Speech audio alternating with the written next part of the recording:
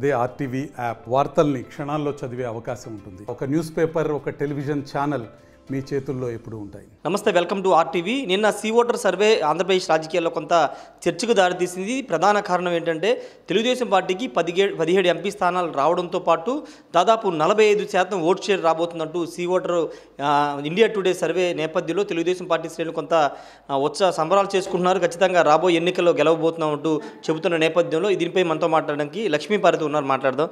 Madam, see voter survey మీరు కూడా చూసే ఉంటారు. తెలుగుదేశం పార్టీకి 17 ఎంపీ స్థానాలు రాబోతున్నాయి. 2019లో మీకు 22 స్థానాలు వస్తే ఇప్పుడు కేవలం 8 స్థానాలకే వైసీపీ పరిమితం కాబోతున్నట్టు ఒక సర్వేని బయటపెట్టారు. మీరు ఎలా చూస్తారు ఈ సర్వే? మాకంటే కూడా మీకే ఎక్కువ తెలుసు ఈ ఓటర్ ఎలాంటి సర్వే ఇస్తుంది అనేది. గతంలో బీహార్లో కూడా అంతే కదా, ఏదో నాకు పార్టీలు గుర్తులేవు కానీ ఓ పార్టీ గెలుస్తుందంటే ఇంకో పార్టీ గెలిచింది.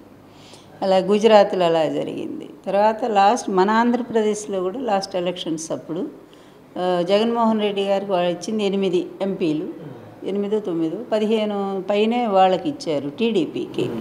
అలాగే అసెంబ్లీ కూడా వాళ్ళకి ఎక్కువ ఇచ్చారు. మరి ఏమైంది? 150 సీట్లు ఎక్కడ, మరి 22 ఎంపీలు ఎక్కడ? అసలు ఎక్కడన్నా కంపారిజన్ ఉందా? కనీసం పక్క పక్కన ఉన్నా ఇప్పుడు టైమ్స్ నవ్ చేస్తుంది, చేస్తే పక్క పక్కన ఉంటాయి, అవి 2-3 తేడా ఉంటుంది.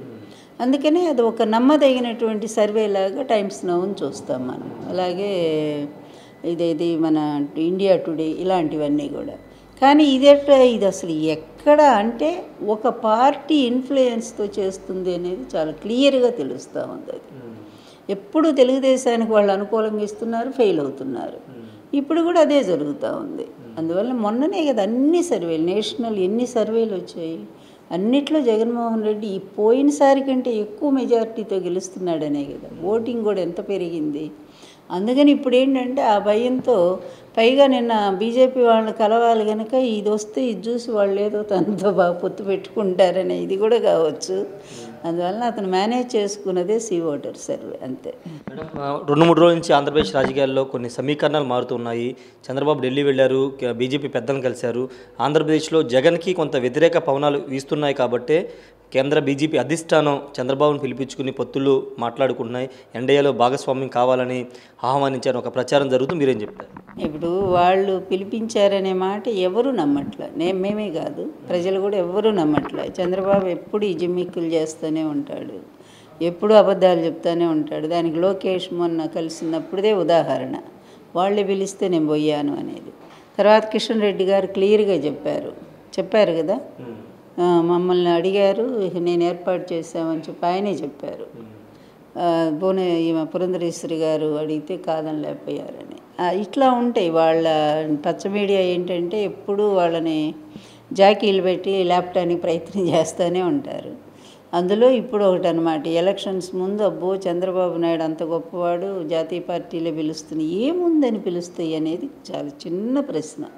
సింప్లీ క్వశ్చన్ ఏంటంటే, ఏంటి అసలు చంద్రబాబు నాయుడు 5 ఏళ్లలో ఏం చేశాడు ఆంధ్రప్రదేశ్కి అని ఒక్క మాట కూడా చెప్పుకోలేని దౌర్భాగ్య పరిస్థితుల్లో టీడీపీ ఉంది, దిగజారిపోతుంది రోజు రోజుకి.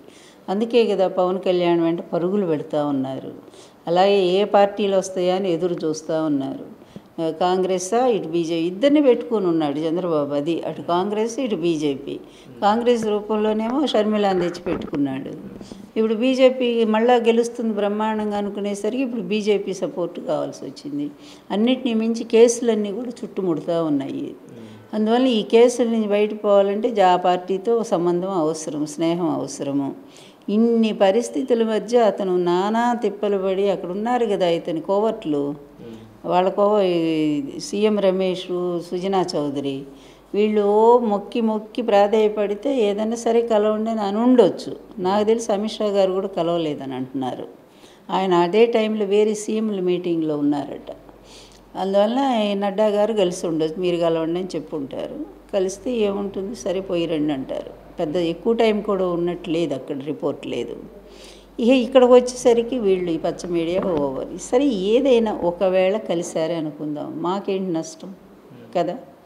ఇప్పుడు అతను 100 పార్టీలతో పొత్తు పెట్టుకుంటే మాకేంటి నష్టం? ఆ రోజు ఏమన్నా వైఎస్ రాజశేఖర రెడ్డిని ఏమన్నా ఓడించగలిగాడా? 2004 ఎలక్షన్స్లో మహాకూటమి కదా ఆ రోజు. అందువల్ల అసలు ఒరిజినల్గా తెలుగుదేశం పార్టీ క్రెడిబిలిటీ పోయింది. పొత్తుల కోసం వెంపర్లాడుతుంది అన్నప్పుడే ఆ పార్టీకి విలువ లేదనేది అర్థమైపోయింది. ఇక చంద్రబాబు నాయుడు ఈ కేసులు కానీ, అవినీతి కానీ, అతని దుర్మార్గ పరిపాలన కానీ ఇవన్నీ చూసిన ప్రజలు చాలా ఏహ్యంతో ఉన్నారు. ఇంకొక వైపు జగన్మోహన్ రెడ్డి గారి సంక్షేమ పరిపాలన అద్భుతంగా కొనసాగుతూ ఉంది. ఎన్ని కష్టాలు వచ్చినా కూడా అబ్బాయి వెనకాడకుండా ప్రతి ఇంటికి కూడా పేదవాళ్ళకి అందిస్తూ ఉన్నారు. ఇంతమంది కొన్ని కోట్ల మంది, దాదాపు 3 కోట్ల మంది లబ్ధిదారులు ఈ రాష్ట్రంలో ఉన్నారు. ఇంతమంది కృతజ్ఞత ఉండదా ఈ పరిపాలన మీద? విద్యా వైద్య రంగాలు బ్రహ్మాండంగా భారతదేశంలోని నంబర్ 1 అని ఇప్పుడు కేంద్రం నుంచి అనేక అవార్డులు వస్తూనే ఉన్నాయి కదా రాష్ట్రానికి. అలాగే జిఎస్టీలో నంబర్ 1 అయింది కదా ఆంధ్రప్రదేశ్. ఇంకొక వైపు అభివృద్ధి పరిశ్రమలు వస్తున్నాయి కదా. మరి ఇన్ని పోర్టులు జరుగుతున్నాయి, ఇన్ని రకాల కాలేజీలు కడుతున్నారు. మెడికల్ కాలేజీలు 5 రన్నింగ్లో ఉన్నాయి. ఇంకొక 12 కాలేజీలు కడుతూ ఉన్నారు. ఇంకొక వైపు కిడ్నీ బాధితుల సమస్య 100 ఏళ్ల నాటి సమస్య అతను పరిష్కారం చేశాడు. అక్కడ వాళ్ళందరూ హ్యాపీగా ఉన్నారు. వీళ్ళంతా కూడా మర్చిపోయి కృతజ్ఞత లేకుండా చంద్రబాబుకు ఓటేస్తారా? ఏం చేశాడని చంద్రబాబుకు ఓటేస్తారు. 2014లో టీడీపీ, జనసేన, బీజేపీ పొత్తు పెట్టున్నాయి. ఇప్పుడు అదే సీన్ రిపీట్ కాబోతుంది. 3 పార్టీలు కలిసి రాబోతున్నాయి. వైసీపీకి భయం పట్టుకుంది. అందుకే జగన్ ఢిల్లీ వెళ్ళారని ఒక ప్రచారం వాళ్ళు చేస్తున్నారు. ఇప్పుడు జగన్ అడిగితే అక్కడ దొరుకుతుందా అపాయింట్మెంటు కదా? ఇప్పుడు ఒక ముఖ్యమంత్రి ప్రధానమంత్రిని కలుస్తున్నారు అంటే రాష్ట్ర ప్రయోజనాలే ఉంటాయి. జగన్ ఎప్పుడు వ్యక్తిగతంగా మాట్లాడే మనిషి కాదనేది అందరికీ తెలుసు. ఆయన వ్యక్తిగతంగా మాట్లాడే చంద్రబాబు లాగా అయితే పరిస్థితి వేరుగా ఉండేది. కానీ అతను ఎప్పుడు వ్యక్తిగత విషయాలు ఎవరి దగ్గర ప్రస్తావించడు. సూటి మనిషి, అతను నిజాయితీ మనిషి, విశ్వసనీయతగా నమ్మదగినటువంటి వ్యక్తి జగన్మోహన్ రెడ్డి, విలువలున్న వ్యక్తి. అందువల్ల ఆయన ఇంకా మన పెండింగ్ మొన్న కూడా చెప్పారు కదా 60,000 కోట్ల రూపాయలు దాదాపు రావాలి, మనకి రావాల్సిన బకాయిలు. ఇలాంటివన్నీ ఓ ప్రైమ్ మినిస్టర్ని కలిసి అడగటం తప్పేముంది? వాళ్ళ అపాయింట్మెంట్ దొరికింది, వెళ్ళారు ఆయన. అంతే తప్ప వీళ్ళ మీద చాడీలు వాళ్ళలాగా వాళ్ళు గెలిచినప్పుడల్లా వాళ్ళే చెప్పారు. కన్నా లక్ష్మీనారాయణ చెప్పలా ఓ మాట, చంద్రబాబు నాయుడు ఎప్పుడూ రాష్ట్ర ప్రయోజనాలు ప్రత్యేక దీనికోసం అడగలేదు, జగన్మోహన్ రెడ్డి జైల్లో పెట్టండి. ప్రైమ్ మినిస్టర్ని కలిసినప్పుడల్లా ఇదే చెప్పాడని ఆయనే ఓపెన్గా చెప్పాడు కదా. ఈరోజు ఆయన మా పార్టీలోనే ఉన్నాడు కదా, వాళ్ళ పార్టీలో. అందువలన చంద్రబాబు వ్యక్తిత్వం వేరు, మనస్తత్వం నీచమైన మనస్తత్వం, చాలా కుసంస్కారి, అతను స్వార్థపరుడు. జగన్ అలా కాదు, ప్రజల కోసం నిరంతరం తప్పించే మనిషి. అందువలన ఏది మాట్లాడినా కూడా అతను ప్రజల కోసమే మాట్లాడతాడు. ఈరోజు కూడా అంతే, మన పెండింగ్ బిల్స్ ఇవన్నీ బకాయిలు రావటం కోసం వెళ్ళి కలుస్తున్నారు. అదేవిధంగా ఒకవేళ ముగ్గురు కలిసిన అప్పుడు వేరు పరిస్థితి. ఆ రోజు రాష్ట్రం విడిపోయింది కొత్తగా. విడిపోయిన మనిషి మరి ఇతను ఏదో 40 ఏళ్ళ ఇండస్ట్రీ అనుభవం ఉంది కదా, అందువల్ల మన ఆంధ్రప్రదేశ్ని బాగు చేస్తాడని ప్రజలు కొంత నమ్మారు. రెండోది బలంగా రుణమాఫీ, రైతుల రుణమాఫీ బాగా పనిచేసింది. మూడవది ఏంటంటే మోడీ హవా, గుజరాత్ మోడల్లో మన ఆంధ్రప్రదేశ్ కూడా వస్తుంది. అందువల్ల మోడీ కూడా గెలుస్తున్నారు కనుక గెలిపిద్దాం అనుకున్నారు. ఇంత చచ్చి చెడి ఎంత శాతం తేడా? 1%, 1.2 అంతే కదా, ముగ్గురు గెలిచిన. కానీ ఈరోజు జగన్ ముఖ్యమంత్రి అయినాక అతను చేసిన పరిపాలన చూశాక ఆ శాతం ఇంకా పెరుగుతుంది తప్ప ఎందుకు జరుగుతుంది? ఆ రోజు జగన్ చంద్రబాబు నాయుడు సాధించింది ఏంటి? ప్రత్యేక హోదా సాధించాడా? పోలవరం కట్టాడా? లేకపోతే అనుకున్నవన్నీ కూడా ఏమైనా నిధులు తీసుకురాగలిగాడా? ఆంధ్ర రాష్ట్రాన్ని ఏమైనా ముందుకు నడిపించాడా? పోనీ ఒక రాజధాని కట్టాడు? ఏదీ లేనటువంటి వాడు వచ్చి ఈరోజు జగన్ ఏం చేయట్లేదంటే, చేయటం లేదు అంటే ప్రాక్టికల్గా కంటి ముందు కనిపిస్తున్న దాన్ని ఎవరు కాదంటారు? ఒక ఇల్లు కట్టి 35 లక్షల మందికి ఆస్తి ఇవ్వటం అంటే అది సామాన్యమైన విషయమా? అందువలన జగన్ ఈజ్ ద గ్రేట్. ప్రజలందరూ అదే అభిప్రాయంతో ఉన్నారు. అందుకే అతని సభలు సక్సెస్. చంద్రబాబు నాయుడు సభలు ఎలా తెలబోతున్నాయి, ఖాళీ కుర్చీలతో దర్శనమిస్తారు. ప్రతిపక్షాలు విమర్శలు చేయడం కరెక్టే, కానీ షర్మిల కూడా, సొంత చెల్లెలు షర్మిల కూడా విమర్శలు చేస్తుంది. ఇప్పటి వరకు ప్యాలెస్లో ఉన్నటువంటి జగన్ ఇప్పుడు ఎన్నికలు వచ్చాయి కాబట్టి సిద్ధం అంటూ బయటకు వస్తున్నారు. ఎందుకు ఓటు అడుగుతున్నారు? ప్రత్యేక హోదా తెచ్చినందుక, లేకపోతే పోలవరం కట్టినందుకు అంటూ రకరకాల ప్రశ్నలతో జగన్ నేరుగా టార్గెట్ చేస్తూ విమర్శలు చేస్తున్నారు. ఎలా చూస్తారు? ఈ మాట ఆమె చంద్రబాబుని అడిగి ఉంటే కరెక్ట్గా సరిపోయి ఉండేది కదా. చంద్రబాబు కదా దాన్ని తాకట్టు పెట్టింది. ప్రత్యేక హోదాని తాకట్టు పెట్టి ప్రత్యేక ప్యాకేజ్ చాలని తీర్మానం చేయించుకుంది ఎవరు? చంద్రబాబు. పోలవరాన్ని సరిగా కట్టకుండా తనే చేతిలోకి తీసుకొని కేంద్రం కట్టాల్సింది. దాన్ని విపరీతమైన, అది ప్రధానమంత్రి కూడా చెప్పారు కదా, దాని కమిషన్ల కోసం పోలవరాన్ని నాశనం చేసిందే. అది ఎప్పటికీ దానికి బాగవుతుందో అతను చేసిన పాడు పని వల్ల పోలవరాన్ని పూర్తిగా డిస్టర్బ్ చేసిందే చంద్రబాబు నాయుడు. పాపం వీళ్ళు ఎంత ప్రయత్నం చేసినా అది అయినా కూడా 70.8% ఎంతో జరుగుతూ ఉన్నాయి. ఇంకా అది ఒక్కటే, అది కేంద్రం నుంచి ఫండ్స్ రావాలి, మరి వాళ్ళతో ముడిపడి ఉన్న వ్యవహారం కదా. కానీ ఎవరు స్వార్థం కోసం ఆడుకున్నారు? చంద్రబాబు. ఇక షర్మిల గారి సంగతి చెప్పాల్సి వస్తే ప్రతి ఇంటికి ఓ చంద్రబాబు ఉంటారు, అది మామూలే. రాజకీయాల్లో కుటుంబంలో వ్యక్తులే సహజంగా ఈ విధంగా తిరుగుబాటు. ఇప్పుడు ఎన్టీఆర్ కల్లుడేగా చంద్రబాబు కదా, మరి ఎందుకు ఎన్టీఆర్ మీద తిరుగుబాటు చేశాడు? ఆయన గొప్పవాడయ్యా, ఈయన చెడ్డవాడయ్యా. అందువల్ల జగన్ రాష్ట్రానికి అన్యాయం చేస్తున్నారు. నేను పుట్టిన గడ్డ ఆంధ్ర గడ్డ, అందుకే నేను రాష్ట్రాన్ని కాపాడుకోవడానికి నేను ఆంధ్రప్రదేశ్ రాజకీయాల్లోకి వచ్చానని చెప్తున్నాను. ఇలా నీతి మాలిన మాటలు, గంటకు ఒక మాటలు మాట్లాడే వాళ్ళ మాటలకు విలువ ఎప్పుడూ కూడా ఉండదు.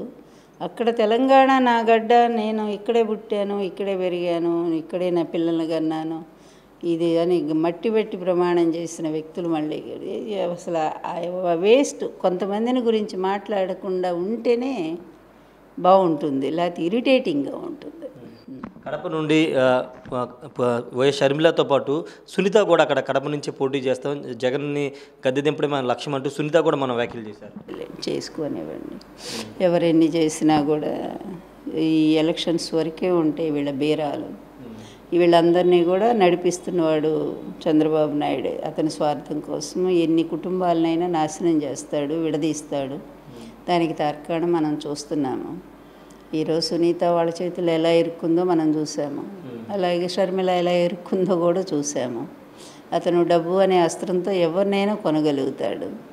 డబ్బు ఎందుకంటే అవినీతిలో సంపాదిస్తాడు కనుక మళ్ళీ ఆ డబ్బునేమో ఇట్లా అవినీతి పనులకు వాడుతూ ఉంటాడు. అందువల్ల వాటిని గురించి పెద్దగా మాట్లాడటం అంటే ఇంపాక్ట్ ఏమైనా ఉండదా మేడం? వాళ్ళిద్దరు విమర్శలు కానీ షర్మిల చేస్తున్న విమర్శలు మీ పార్టీకి ఇబ్బంది కలిగించే అంశం కాదు ఎన్నికల్లో?